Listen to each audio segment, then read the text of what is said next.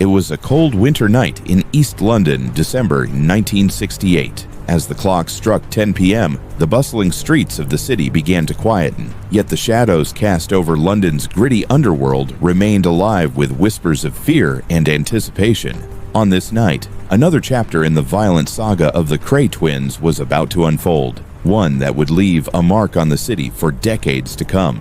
Unbeknownst to many, a young man named George Cornell, a known figure in the criminal circles of the time, was about to meet his untimely death at the hands of two men who would later be feared and revered in equal measure. The Kray twins, Reggie and Ronnie, had spent years carving out their empire, ruling with a mix of brute force, manipulation, and charm. They were legends in their own right, two brothers who would stop at nothing to expand their dominance over the East End, with a network of gangsters, informants, and corrupt officials ensuring that the Kray's reach stretched far beyond the limits of the criminal world. However, as with all powerful empires, their reign was filled with bloodshed, betrayal, and the constant threat of a rival's knife in the back. On this fateful night, the Krays had set their sights on a target, a man they had believed had crossed them. As George Cornell sat in the blind spot of a pub in South London, he had no idea that the men sent to silence him were already waiting just around the corner.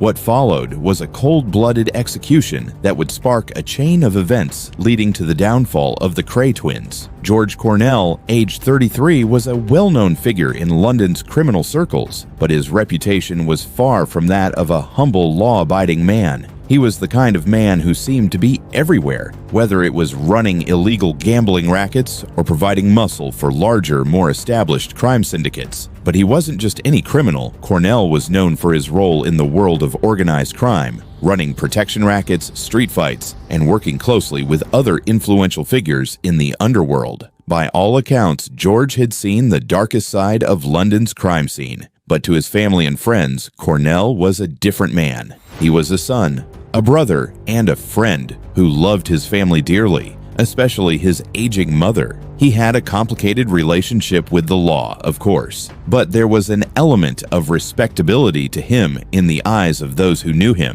He had a love for the arts and music, and unlike many of the thugs around him, would often escape the violence of the streets to spend time at jazz clubs, enjoying the finer things in life. But his life was one that had become overshadowed by the brutality of the criminal world. Yet on that cold night in December, his ambitions would meet a brutal and sudden end. The Kray twins, with their iron grip on the East End, had decided that Cornell had crossed a line that could not go unpunished. Cornell had made the fatal mistake of crossing paths with the Krays, entering into a rivalry that would ultimately seal his fate. As George Cornell sat with his back to the bar in the Blind Beggar pub, he was oblivious to the two men slowly walking up behind him. The pub, a dark, unassuming place in the heart of Whitechapel, was filled with the low hum of conversations and the clinking of glasses, creating an atmosphere of false normality. There were no signs, no alarms, no immediate clues to the violence that was about to unfold. As Reggie Kray stepped into the pub, his eyes locked onto George's. A silent confirmation passed between the two men.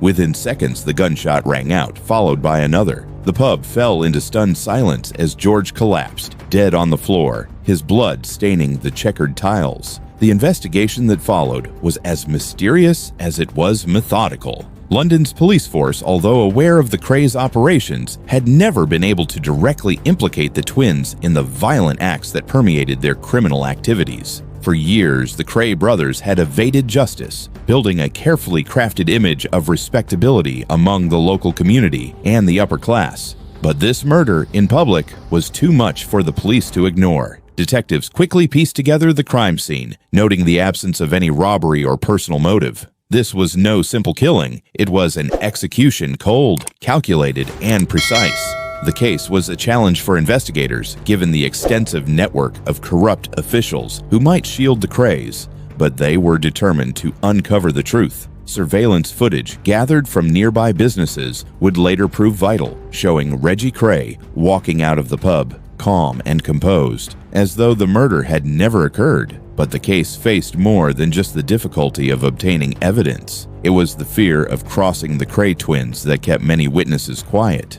Reggie and Ronnie Kray were born into the criminal underworld. They were twins with a shared ambition to dominate the streets of East London. And by the time they were in their 20s, they had already created a criminal empire that stretched its tentacles across the city. They controlled everything from gambling dens to extortion, from boxing matches to the trade of stolen goods. But despite their outward charm and sense of loyalty to their family, they were ruthless, violent men who used fear and intimidation to maintain their power. The motive for George Cornell's murder was simple: betrayal. The Krays had long suspected that Cornell had made moves that would undermine their business, and it became clear that they believed his actions were a personal affront. Cornell had been drawn into a rivalry with the Krays over territorial disputes, and according to some insiders, had been working with a rival gang to challenge their authority. This betrayal, in the eyes of the Krays, required an immediate and lethal response. Reggie Kray, in particular, was known for his brutal approach to dealing with enemies.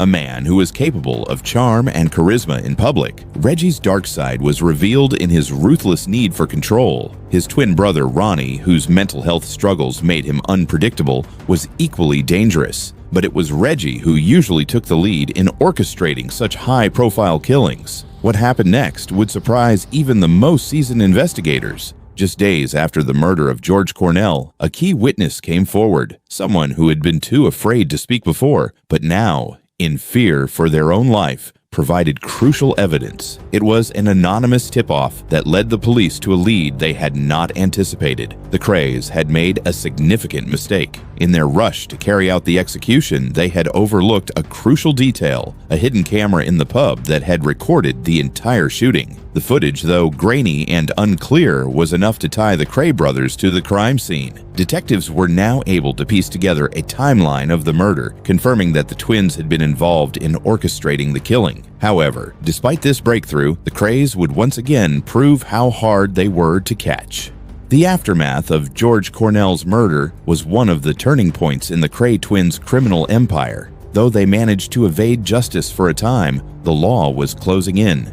The brothers' violent actions were beginning to attract unwanted attention from both law enforcement and the media. Eventually, after a prolonged investigation that spanned several months, the Krays were arrested and charged with a series of crimes, including the murder of George Cornell. The trial was a media sensation, with the Krays playing their part as the charming yet deadly figures in a real-life crime drama. In the end, both Reggie and Ronnie were convicted and sentenced to life imprisonment, though it would be years before the full extent of their empire's destruction was realized. George Cornell's family, who had endured years of grief, finally saw justice served. For many, the Kray twins became symbols of the dark side of London, where power, violence, and betrayal intertwined. But for the victims, their stories served as chilling reminders of the consequences of crossing the criminal elite. For George Cornell's family, the trial was both a victory and a loss. While they had fought tirelessly for justice, the life they had once known was irrevocably changed by his death. The grief of losing a loved one was something they could never overcome, but they found solace in knowing that his killers would finally be held accountable.